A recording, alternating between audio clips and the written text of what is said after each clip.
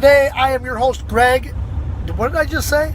It is time for the video of the day. I'm not sure how that came out.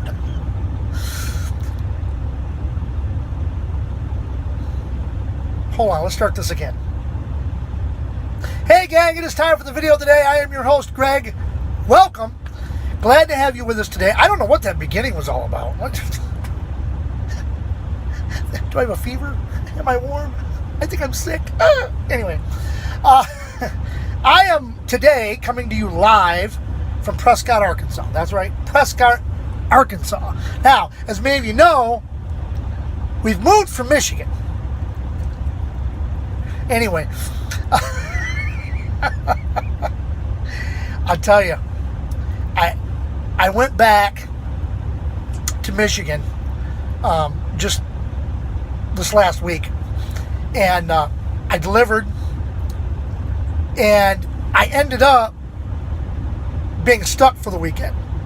I ended up getting a 34-hour reset at the Beacon and Bridges truck stop there at exit 126 on 75, the Mount Morris exit there. I ended up staying there for the weekend. The only good thing that came out of it was my son, Scott, got to come over and visit with me for a little while. But I was stuck there for the weekend. And I don't know, it just seemed weird. You know, it just seemed weird to park there and not go home. Because, you know, that's where I always parked when I got back. That's where I always parked when I went home. And it just seemed kind of weird. And when I was driving to the freeway, because what it was this. I got to Mason and made my delivery, right? So I wanted to get to Mount Morris because I knew even if I was just going to be there for a 10-hour break, at least I'd get to see my son for a couple hours, which is what I was shooting for. And just driving up the freeway, I mean, getting off from 69 into 23 north and head north, it was like, wow, this is a strange place because I don't live here anymore. It just was weird. I don't know. It just felt weird sitting there for the whole weekend. But anyway, I'm up here. I'm back out doing the video now. And I try it, like I said before, I try to do these once a week, but I don't always get to them once a week. Now, you might be looking at it today and going, Greg, why are you sitting so far away? Because, you know, usually I've got it like this, so I'm up close to the camera. But today I've got it back here because when I laugh, okay, if I get it up here, I laugh, and I guess my wife doesn't like the second one. She said, it's like you're trying to eat the cameras. See, at least when I'm back here, I'm laughing, I'm leaning forward. That's what I do when I laugh. I laugh, I lean forward. Anyway, Greg, enough about your goofy laugh, right? Okay. Anyway, you may notice that the picture gets dark and then bright and then dark. That's not me, okay? That's the sun. Okay, it's partly cloudy outside. I'm sitting here with the curtains closed. Now, you may ask, Greg, why do you have the curtains closed? Because it's hotter than blazes out there.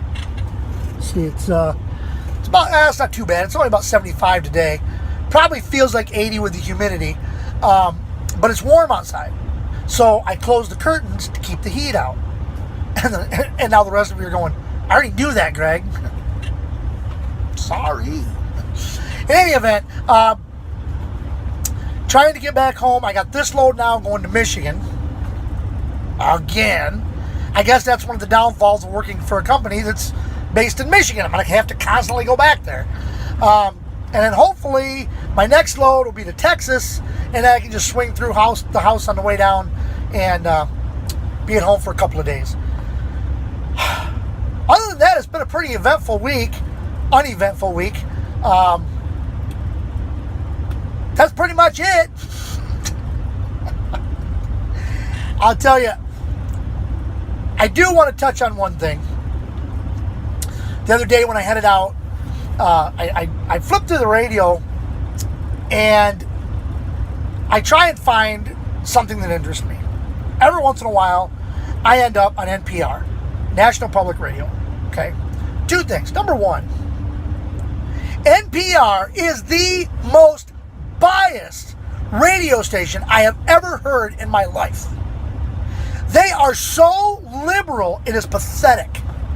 They have nothing good at all to say about our president. Nothing. Absolutely nothing. Everything on there is ripping our president, ripping our government. And back during the election, they were so politically on the Democrat side, it was unreal. But they do have some decent news, especially at night, because y'all know I like to drive at night, especially at night, because at night they get the BBC worldwide. That leads me into the second point.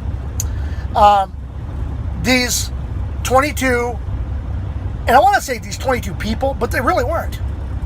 They were teenagers and children. The youngest of the 22 people that died in that Manchester bombing was 8 years old. Now, it's bad enough that they come after adults. But to go after defenseless children, that is the absolute lowest of the low. And this is ridiculous. Because the guy that did it, they're now saying that the guy that did it, the guy that blew himself up, and I'm going to touch on that in just a minute, but the guy that blew himself up was somebody that they were watching. Well, apparently you weren't watching close enough. This guy was allowed... I'm tired of the light going up and down. This guy was allowed to create havoc. Now, granted, he didn't do it at the concert, and he couldn't get into the venue, which was probably a good thing, but he was in the foyer. And being in the foyer, he just waits for him to come out and he detonates a bomb. We need to do something more other than just say, oh, our hearts are with the people of Manchester. And our hearts are with the people of Manchester. Please don't misunderstand me. Especially to the families that lost loved ones in this. And the families that have injured. And those that are injured. But folks, we need to take steps as law enforcement, military, whatever, to make sure that stuff like this doesn't happen. Don't just stand there and watch the guy and say, well, let's see what he does. Because then, when he does something like this, it's too late.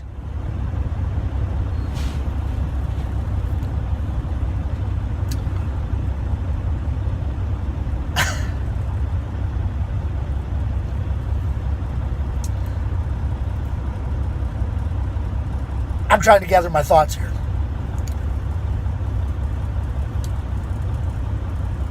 The Ariana Grande, who was the one who was performing the concert, she had nothing to do with this. And yet I see people out there ripping her and making up memes and making fun of the whole thing. And I don't think it's right. And the guy that blew himself up, I said I was going to touch on that in a minute. I always wondered about this. He blows himself up, dies, thinks he's going to get his 72 virgins. And the next thing he knows, he's standing at the pearly gates, looking around, doing one of these. He's going,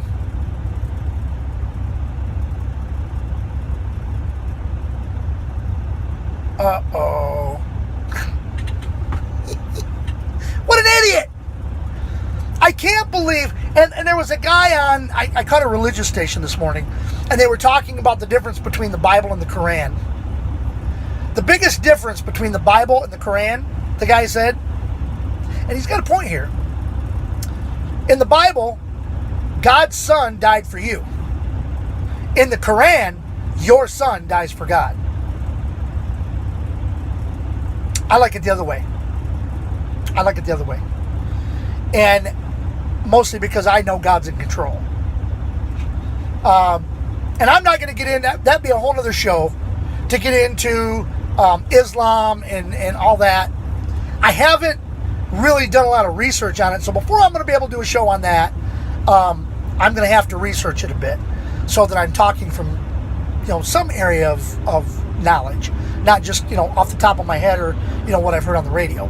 But anyway, once again, let me reiterate, my heart goes out to the families of the 22 victims of this explosion.